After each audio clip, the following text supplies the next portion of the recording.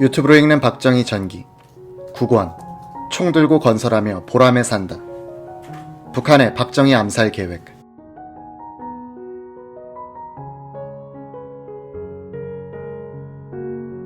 (1967년 10월) 초 박정희 대통령은 청와대 집무실에서 강인덕 중앙정보부 분석과장으로부터 보고를 받고 있었다. 보고서 제목은 최근 북한의 대남 침투에 관한 분석, 북한의 동계 게릴라 침투 예상 보고. 박 대통령은 보고를 들으면서 밑줄을 치고 때때로 메모를 했다. 결론 부분에 이르자 박 대통령은 한 문장의 밑줄을 2번이나 치고 있었다.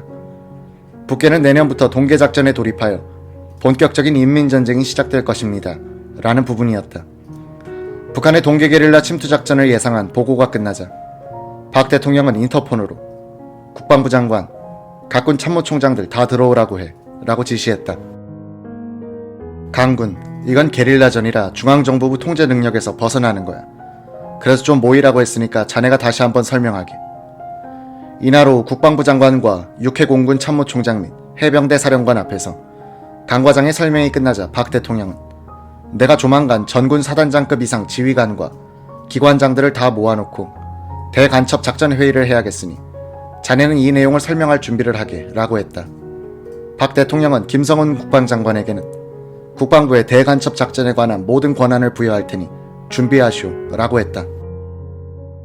북한의 동계 게릴라 침투 예상 보고는 그때까지 중앙정보부에 속했던 대간첩 작전의 권한들을 대부분 국방부로 이관하게 만드는 계기가 된다.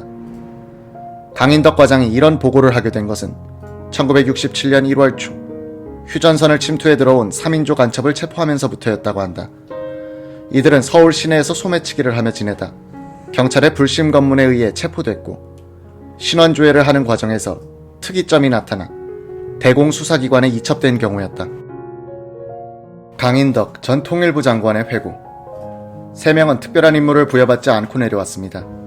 그저 서울에서 소매치기를 하며 돈을 쓰다가 신분증만 몇 개 구해서 월북하라는 것이 전부였는데 당시로서는 특이한 경우였죠. 특히 6.25 이후 겨울에 휴전선을 통해 3인조를 내려보낸 것은 그때가 처음이었습니다. 눈밭에 발자국이 남기 때문에 북한은 극력 피하던 방식이었거든요.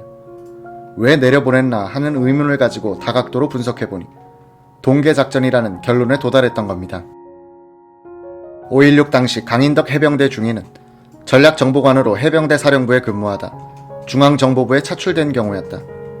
그는 중앙정보부에서 군복을 벗고 분석국 과장, 부국장을 거쳐 1970년 12월 북한 국장이 된 뒤 1978년에 퇴직했다.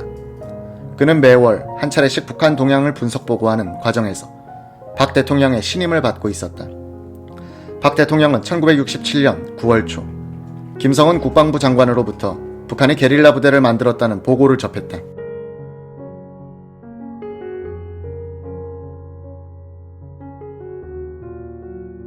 김성훈 씨의 증언. 9월 초쯤 방첩대장 윤필용이 해안으로 침투하던 공비를 생포해 신문했더니 이런 정보가 있더라면서 보고를 해왔습니다. 124 군부대였죠. 정확한 규모나 위치까지는 파악하지 못했지만 북한이 군사도발을 강화할 것이란 판단을 했습니다. 방첩대의 정보는 비교적 정확했다. 북한은 1967년 8월 12일 민족보위성 정찰국 직속의 대남공작 특수부대를 창설했다.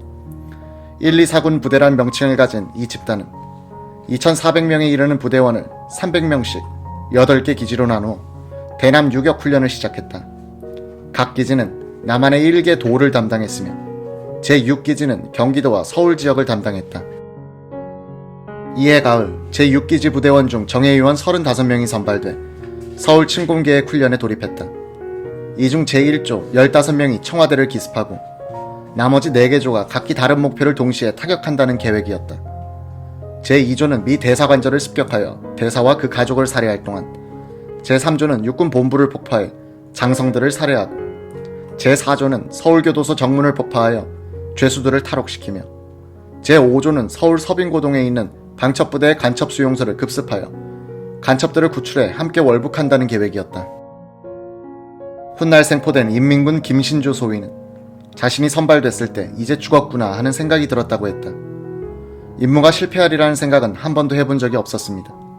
더구나 부대원들에게는 당과 수령을 위해 죽는 것이 최대의 영광이었으니까요.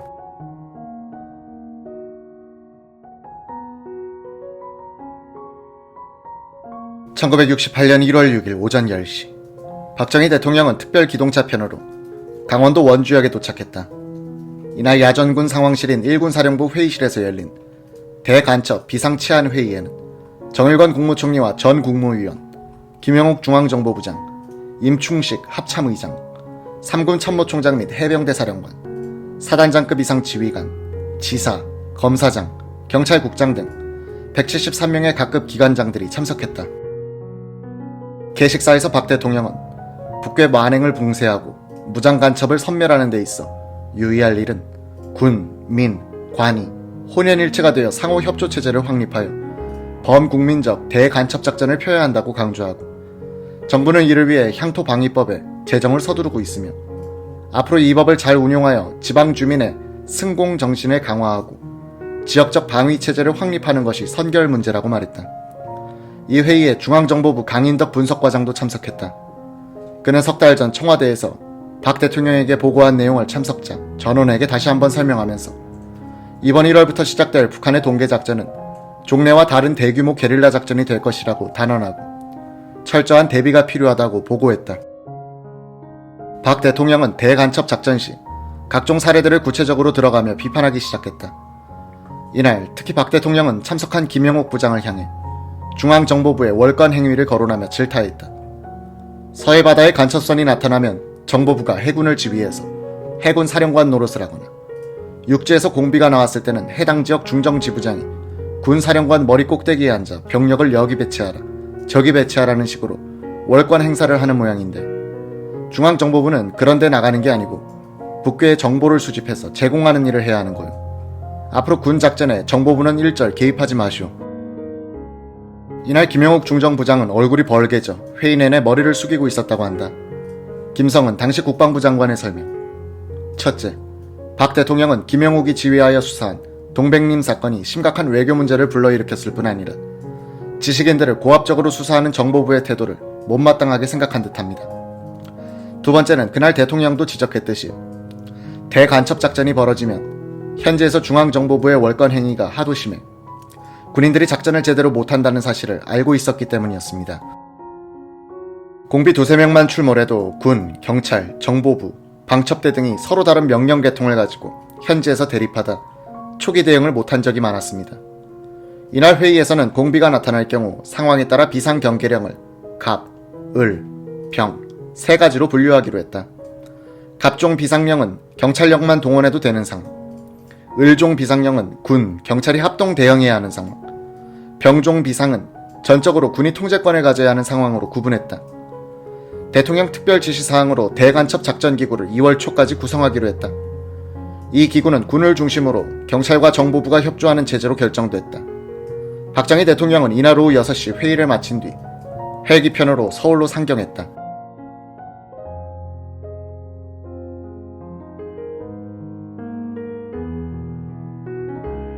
원주 회의에 참석하고 돌아온 강인덕 분석과장은 초조해지기 시작했다. 자신의 분석대로라면 북한의 동계 침투 작전이 시작돼야 하는데 전방에서는 아무런 기미가 없었다.